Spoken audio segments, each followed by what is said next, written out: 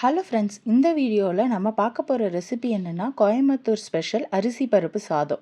இந்த அரிசி பருப்பு சாதம் செய்கிறது ரொம்ப ரொம்ப ஈஸி. இதுக்கு தேவையான பொருட்கள் என்னென்ன அப்படின்னு பார்க்கலாம் வாங்க.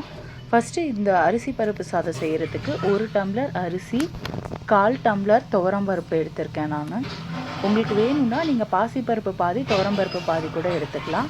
தாளிக்கிறதுக்கு கடுகு, உளுந்து, கடலைப்பருப்பு, அரைக்கிறதுக்கு பூண்டு, மிளகு, ஜீரகம், பட்டை, கிராம்பு, சோம்பு. என்கிட்ட முழு தனியா இல்லை, அதனால நான் தனியா பவுடர் எடுத்திருக்கேன். அப்புறம் ஒரு வரமிளகாய் தாளிக்கிறதுக்கு, வெங்காயம் தக்காளி ஆஸ் யூஷுவல் தாளிக்கிறதுக்கு, அப்புறம் உப்பு, மஞ்சத்தூள். இவ்வளோ தான் இதுக்கு தேவையான பொருட்கள். இப்போ நம்ம எங்கேயாவது அப்புறம் நெய் தாளிக்கிறதுக்கு. இப்போ நம்ம எங்கேயாவது வெளியில் போயிட்டு வரோம், ரொம்ப டயர்டாக இருக்குது, அப்போ ஈஸியாக அரிசி பருப்பு சாதம் நம்ம செஞ்சு சாப்பிட்றலாம். அதுக்கு ஒரே ஒரு சிம்பிள் நம்ம ஸ்டெப் என்ன அப்படின்னு பார்த்தீங்கன்னா, ஃபர்ஸ்ட் நம்ம செய்ய ஆரம்பிக்கிறதுக்கு முன்னாடி அரிசியும் பருப்பையும் கழுவி தண்ணி ஊற்றி வச்சிடலாம். அப்புறமா ஒரு குக்கர் வச்சுட்டு 1 ஸ்பூன் நெய் ஊற்றிட்டு கொஞ்சம் எண்ணெய் ஊற்றிட்டு அதில் கடுகு, உளுந்து, கடலைப்பருப்பு இதெல்லாம் போடலாம். அது பொரியட்டும். பொரிஞ்சதுக்கப்புறமா நம்ம இப்போ இந்த அரிசி பருப்பு சாதம் யார் யாருக்கெல்லாம் ஃபேவரட் அப்படிங்கிறது எனக்கு லைக் மூலமாக சொல்லுங்கள். கமெண்ட்டில் உங்களுக்கு அரிசி பருப்பு சாதத்தோட சைடிஷாக வச்சு சாப்பிட என்ன பிடிக்கும் அப்படிங்கிறத சொல்லுங்கள். கடுகு, உளுந்து, கடலைப்பருப்பெல்லாம் தாளித்ததுக்கப்புறம் நம்ம வரமிளகாய் போட்டுக்கிறோம்.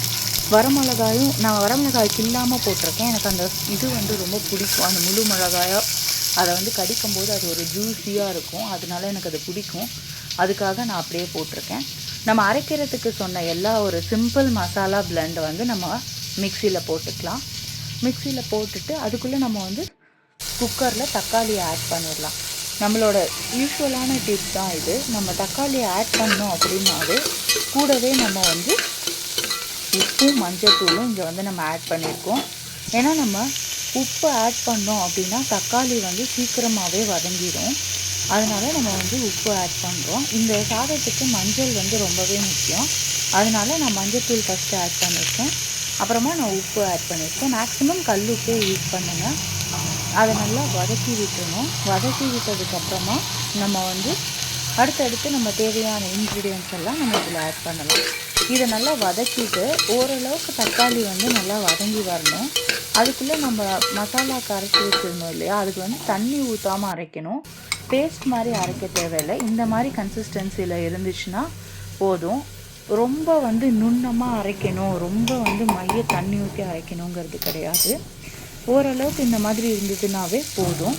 இப்போ நம்ம இதை நல்லா வதக்கி விட்டுட்டு வெங்காயம் தக்காளியெல்லாம் வதங்கினதுக்கப்புறமா நல்லா அந்த தக்காளியெல்லாம் கொஞ்சம் குத்தி விட்டு நல்லா அது மசியணும். அந்த மாதிரி ஆனதுக்கப்புறமா நம்ம இந்த பவுடரை ஆட் பண்ணிக்கலாம்.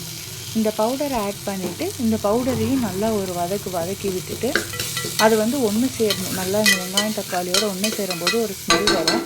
அது ரொம்பவே சூப்பராக இருக்கும். இப்போ காய்ச்சல், சளி, இந்த மாதிரி தலைவலி, இந்த மாதிரி உடம்பு டயர்ட்னஸ் இதெல்லாம் இருக்கும்போது இந்த அரிசி பருப்பு சாதம் செஞ்சு சாப்பிட்டிங்கன்னா வாய்க்கு கசக்காமல் ரொம்பவே டேஸ்ட்டாக இருக்கும். 1க்கு 2 டம்ளர்லேருந்து 2.5 டம்ளர். எனக்கு உதிரியாக பிடிக்கும். நான் 2 டம்ளர் தண்ணி ஊற்றிருக்கேன். உங்களுக்கு கொலசலாக பிடிக்கும் அப்படின்னா நீங்கள் 2.5 டம்ளர் தண்ணி ஊற்றிக்கலாம். நல்லா இது கொதிக்கணும். கொதிக்கிறப்போ அடியிலேருந்து மேலே வரைக்கும் கிண்டி விடணும். கிண்டி விட்டுட்டு அதுக்கப்புறமா நம்ம இதை மூடி வைக்கணும். மூடி வச்சுட்டு ஒரு ஹையில் ஒரு விசில், சிம்மில் ஒரு 2 மினிட்ஸ் வச்சிங்கன்னா நம்மளோட அரிசி பருப்பு சாதம் ரெடி ஆகிடுச்சு. எனக்கு உதிரியாக பிடிக்கும், அதனால நான் இப்படி பண்ணியிருக்கேன். உங்களுக்கு குலைவாக பிடிக்கும் அப்படின்னா நீங்கள் இன்னும் கொஞ்சம் தண்ணி கூட இதில் ஆட் பண்ணிக்கலாம். நீங்கள் அரிசி பருப்பு சாதத்துக்கு ப்ளைனாக ஊறுகாவும் வடகமும் வச்சே சாப்பிட்லாம். ஆனால் நான் இன்றைக்கி வாழைக்காய் வறுவல் பண்ணியிருக்கேன். வாழைக்காய் வறுவல் செய்கிறதுக்கு தேவையான பொருள் என்னென்னு பார்த்தீங்கன்னா, பூண்டு, மிளகாத்தூள், கொத்தமல்லி தூள், மஞ்சத்தூள், உப்பு, அவ்வளோதான். வாழைக்காயை இந்த ஷேப்பில் இந்த சைஸில் கட் பண்ணி தண்ணியில் போட்டுக்கோங்க. போட்டுட்டு கொத்தமல்லி தூள் கொஞ்சம், மிளகாத்தூள் கொஞ்சம், உப்பு கொஞ்சம், மஞ்சத்தூள் கொஞ்சம், இது மட்டும்தான் நான் எடுத்துருக்கிறேன் தேவையான அளவு. ஆக்சுவலாக கொத்தமல்லி தூள் கொஞ்சம் ஜாஸ்தியாக போட்டுக்கோங்க. மிளகாத்தூள் உங்கள் காரத்துக்கு தேவையான அளவு போட்டுட்டு இதை நம்ம தண்ணியில் போட்டிருந்தோம் இல்லையா வாழைக்காய், அதில் தண்ணியை இருத்துட்டு இந்த மசாலாவை போட்டு நல்லா குலுக்குங்க. குலுக்கிட்டு ஒரு கடாயில் எண்ணெய் ஊற்றி பூண்டும் மிளகு வந்து ஒரு 1, 2 தட்டியிருக்கேன். பூண்டும் சேர்த்து நல்லா தட்டிட்டு, கருவேப்பிலை இருந்தால் நீங்கள் கருவேப்பிலை ஆட் பண்ணிக்கலாம். என்கிட்ட கருவேப்பிலை இல்ல. அதனால நான் இத மட்டும் ஆட் பண்ணியிருக்கேன். இந்த வாழைக்காயில நல்லா மசாலா கோட் ஆகுற மாரி கோட் பண்ணிட்டு நம்ம வந்து இதில ஃப்ரை பண்ண ஆட் பண்ணிக்கிறோம். இத வந்து நீங்க தண்ணி ஊத்த தேவையில்ல. சிம்ல வச்சு அப்பப்ப கிளறி விட்டீங்கன்னாவே போதும். நல்லா வறுபட்டுரும். உள்ள சாஃப்ட்டா, வெளியில கிறிஸ்பா ரொம்பவே சூப்பரா இருக்கும் இந்த வாழைக்காய் வறுவல். இங்க பாருங்க எவ்வளோ கிறிஸ்பா இருக்கு. ஆனா உள்ள பார்த்தீங்கன்னா, அவ்ளோ சாஃப்ட்டா இருந்துச்சு. சாப்பிட சாப்பிட ரொம்பவே டேஸ்டியா இருந்துச்சு. இந்த வாழைக்காய் வறுவல் நீங்க ட்ரை பண்ணி பாருங்க. எவ்வளோ சூப்பரா இருக்கும்னு. இதோட நீங்க உருளைக்கிழங்கு வறுவலும் சாப்பிடலாம். இல்ல வெறும் அப்பளம், வடகம் வச்சு கூட இந்த சாதத்த நீங்க சாப்பிடலாம். ரொம்பவே சூப்பரா இருக்கும். உங்களுக்கு வந்து இந்த சாதம் பிடிக்குமா அப்படின்னு சொல்லுங்க ஃப்ரெண்ட்ஸ். தேங்க்ஸ் ஃபார் வாட்சிங். என்னோட வீடியோ பிடிச்சிருந்துச்சுன்னா லைக் பண்ணுங்க, ஷேர் பண்ணுங்க, சப்ஸ்கிரைப் பண்ணுங்க. Thank you.